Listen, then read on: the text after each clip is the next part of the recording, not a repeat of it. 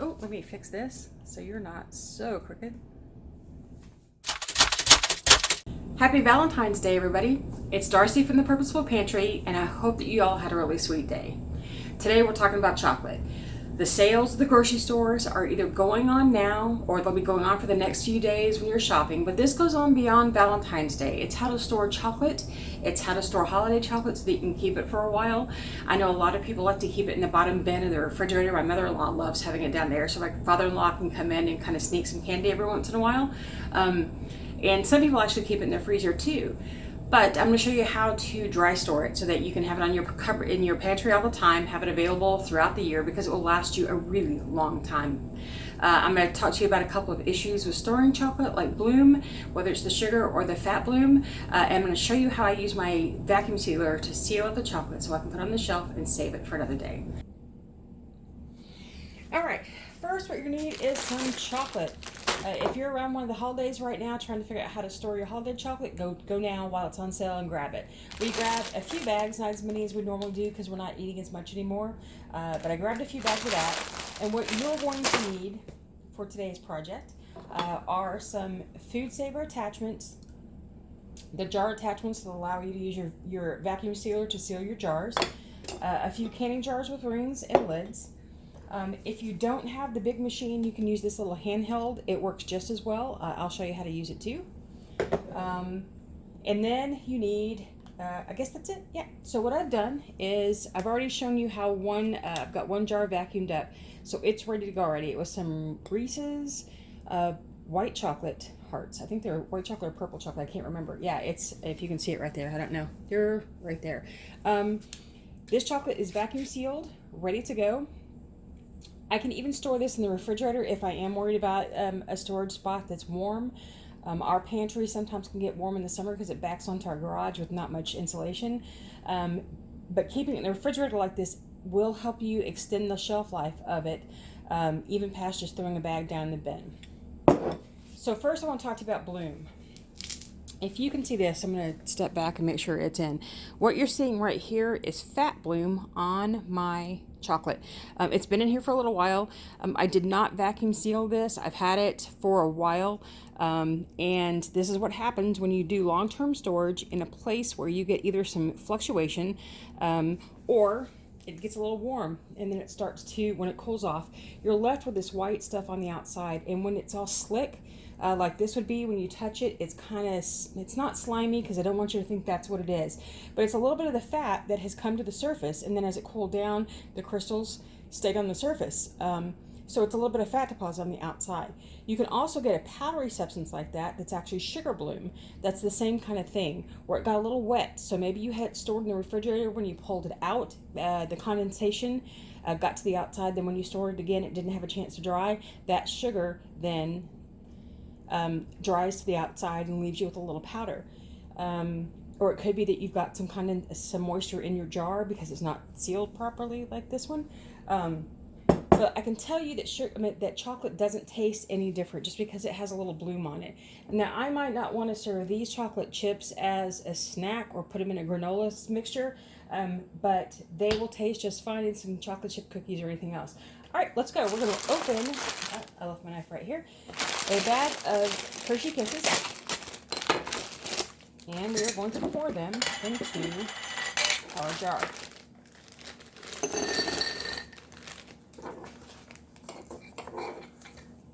Then we'll place the lid on the jar. Do not put the ring on the jar. I'm going to tell you, when I was just walking through this process before we got started so I could know exactly what I wanted to do, the process I wanted, I actually did vacuum seal my jar with the lid and the screw top on. It didn't work because when I took the screw top off, the lid just came right off. But I wasn't really paying attention. I was just doing things too fast. I kept going, why won't the attachment go on? I was having to really force it on, and it's like, duh. So let's go with this. I'm going to go ahead and get this centered and make sure there is nothing on the rim. I've already cleaned these ahead of time. What I do is take a little bit of vinegar water with a rag and run it around the edge. I'm sorry I didn't have that here handy. I forgot to do that part. But so this is clean. This is clean. It's not the same as canning where you have to have a warm lid and things, but I do make sure that my seal is going to be good, so I clean that off. Put the lid on. Now I'm going to be using my big vacuum sealer, so it's going to make a little bit of noise on this one. Just because it's a little faster and I've got some extra space, so I don't want to use the handheld on it. I'm going to attach my hose into the top fixture there. I'm going to turn on my machine. My particular Food Saver isn't made anymore, but many of the other ones have the same thing where you turn it on, but then you choose the accessory button, so it knows not to vacuum into here, but it's going to go through the hose, and that's not the right one. There it is. Now that I have my glasses on, turn that one off. Oh, let's just turn it off again. Accessory.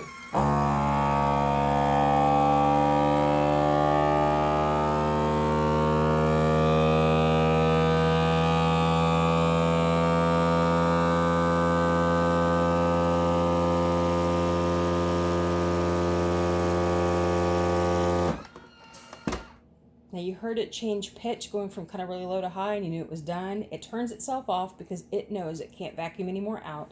So there it goes. So it's ready. You heard that little, yep, that's the air, the vacuum, and then I pull that off. And now what I have is a vacuum sealed jar of Hershey's Kisses.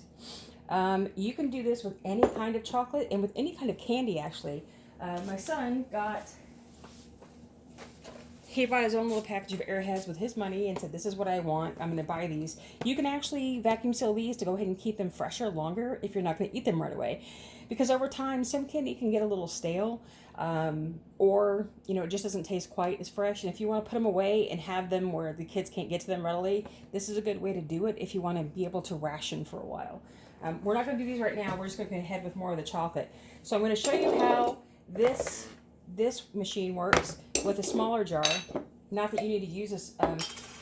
There is no correlation between using this with either a small mouth or a wide mouth. The regular mouth or the wide mouth. I'm just going to go ahead and use it for this one because it's smaller and I don't have to remove as much air. If I'm going to have to remove a lot of air like this because it had so much extra, if I have time, I will go ahead and pull this machine out so it does it a little quicker. But let's open up these Hershey's Kisses with caramel. One of my faves. We're going to fill this little jar up. And something that's a hint, if you are the chocolate lover in your family, and a lot of women can attest to, just needing that little bit of chocolate at certain times, you can actually do this and tuck it away someplace kind of safe so that nobody can get into your stash. So I'm going to make sure that all the little tags are down and so they don't get over the rim. The rim has already been cleaned. I'm putting on the clean jar lid. You can reuse these jar lids as long as there's no indentions within the edge where there might be any chance for the seal not to stick. So here we go. There's that. We have the small lid for the regular mouth jars. We're going to put this. You have a ring here that fits right over that ring. And here we go. Oh, of course. I thought it was charged and it's not. All right, c'est la vie. But this does work. I just don't have it charged. I haven't used it in a while, so I guess it lost its charge since the last time I used it. But this will in fact work, and I can actually, I will link a video down below to show you how I used it another time. So we'll set that aside. So we'll go ahead, set this up, set accessory, and here we go.